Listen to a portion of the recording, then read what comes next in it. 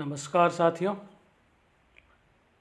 आज हम जैन तर्कशास्त्र पर चर्चा करेंगे, जिसमें हम मुख्य रूप से अनुमान के स्वरूप और उसके लक्षणों पर जो प्रमुख जैन विचारकों ने अपने सिद्धांत दिए हैं उस पर संक्षेप में चर्चा करेंगे।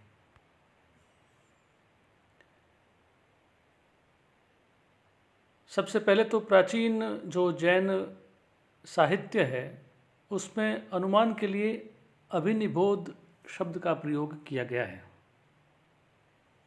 लघीय शास्त्रीयकार कहते हैं कि चिंता अभिनिबोध रूप अनुमान आदि का कारण है। तो मुख्य रूप से प्राचीन जो जैन साहित्य है वहाँ पे अनुमान को अभिनिबोध संज्ञा से पुकारा गया है, और इसमें जो मुख्य जो पुस्तिका है लघीय शास्त्रीयकार, इसमें भी इसके बारे में चर्चा मिलती है।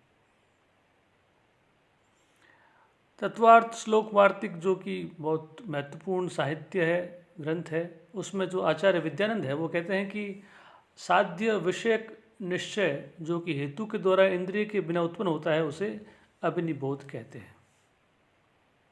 यानी कि जो इंद्रिय से ना हो, कि इंद्रिय से यदि हमें ज्ञान प्राप्त होगा तो वो प्रत्यक्ष कहलाएगा, लेकिन बिना इंद्रिय के जब हेतु के द्वारा जो ज्ञान उत्पन्न होता है वो अभिनिबोध कहलाता है, ऐसा विद्यानंद जी कहते हैं।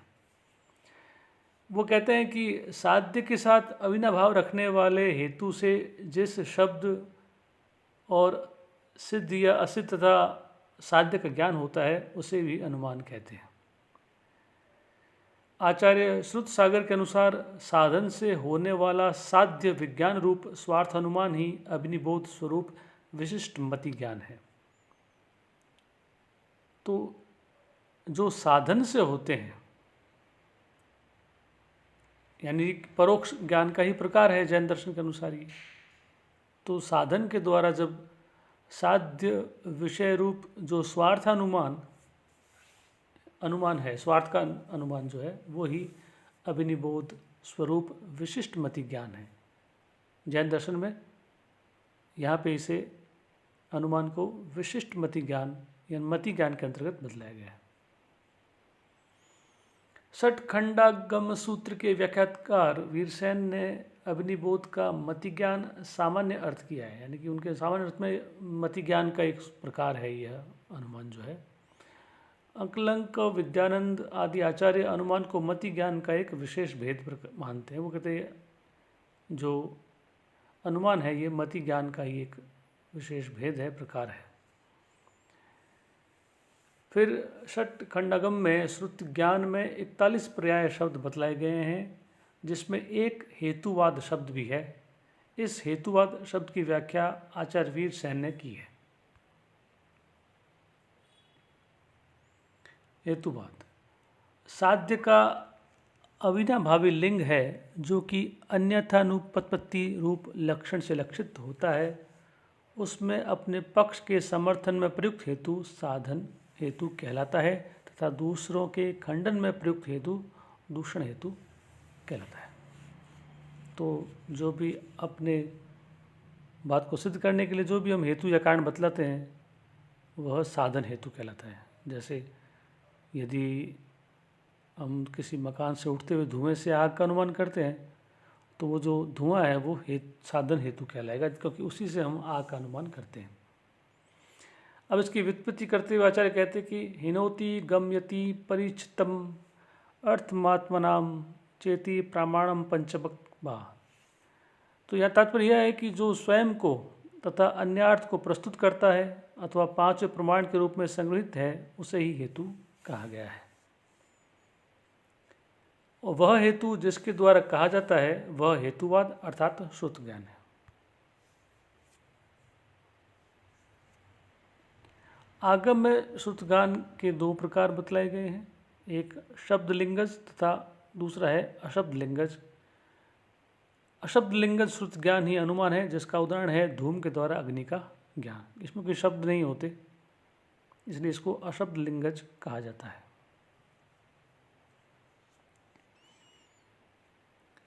अनुमान का जो उपयोग है वो आचार्य समंत भद्र ने प्राप्त मीमांसा में अनुमेयत्व हेतु से सर्वगत्व सिद्धि के लिए किया है।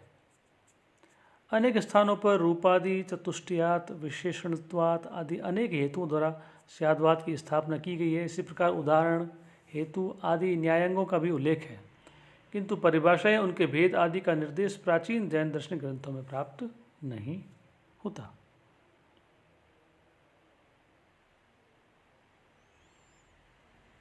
यद्यपि उपयुक्त प्रकार से अनुमान प्रमाण की चर्चा जो है वो प्राचीन जैन ग्रंथों में होती है, तो भी स्पष्ट रूप से अनुमान का लक्षण और प्रक्रिया का जो वर्णन है वो आचार्य सिद्धसेन दिवाकर की जो कृति है न्यायावतार, उसमें ही हमें प्राप्त होता है। उससे पहले इतना स्पष्ट जो अनुमान की जो व्याख्या है, अनुमान की जो लक्षण है और प्रक्रिया है, उसके बारे में चर्चा नहीं मिलती।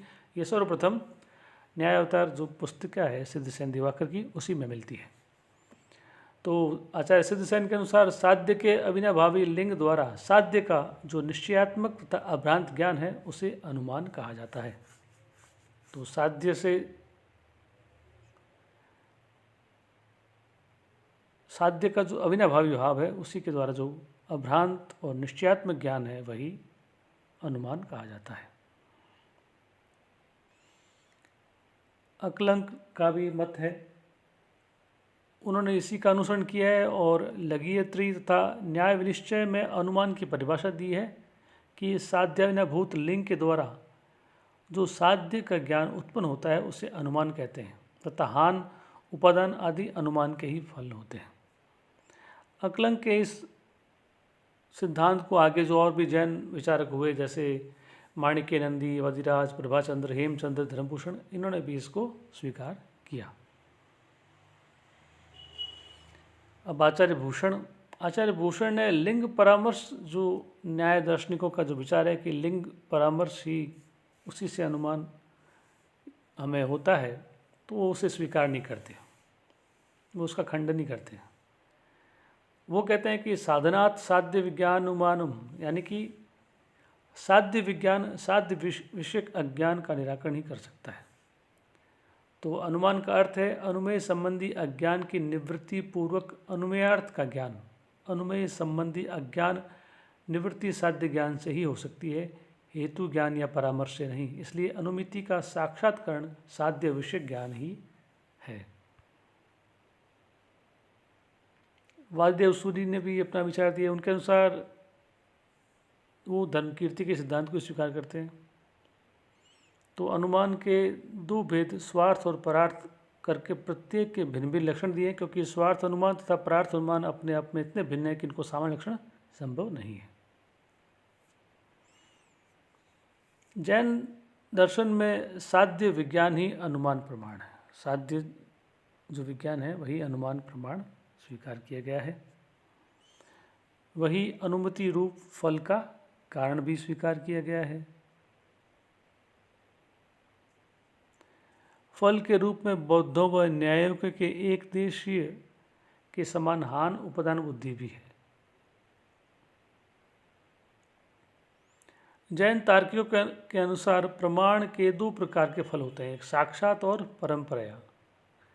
वस्तु संबंधी अज्ञान की निवृत्ति होना यह प्रमाण का साक्षात फल है। हान, उपादान आदि परंपर फल है। यह प्रमेय के निश्चय के पश्चात होते हैं। प्रमाण का फल प्रमाण से भिन्न होता है, ऐसा न्याय मानता है, तथा बौद्ध फल प्रमिति को ही प्रमाण कहते हैं, किंतु जैन तार्किक फल को प्रमाण से भिन्न तथा अभिन्न दोनों स्वीकार करते हैं।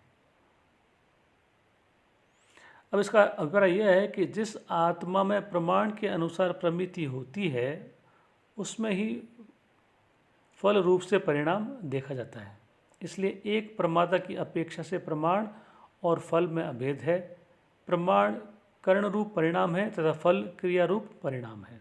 इस प्रकार कर्ण और क्रिया रूप परिणाम के भेद से प्रमाण और फल में भेद हो जाता है। जैन मत से प्रमाणासिद्ध तथा उभय सिद्ध धर्मी के साध्य धर्म विशिष्टता साध्य होती है, जैसे अग्निमान अयम देश परिणामी शब्द थी। इससे स्पष्ट है कि अनुमति का असाधारण कारण अनुमान का है। इसकी व्याख्या जो है विभिन्न तार्किकों ने विभिन्न प्रकार से की है। अब अनुमान शब्द की जो व्युत्पत्ति करते हुए वदिराज ने लिखा है कि अनु अर्थात व्याप्ति निर्णय के पश्चात उत्पन्न होने वाला ज्ञान अनुमान है। यशो विजय ने माणिक्य नंदी का अनुसरण करके साधन से होने वाले साध्य विज्ञान को अनुमान कहा है तथा उसके स्वार्थ और परार्थ भेद करके स्वार्थ अनुमान को ही हेतु ग्रहण और संबंध स्मरण कारण माना है। तो आज हम इतनी बात करेंगे। आपका बहुत बहुत धन्यवाद।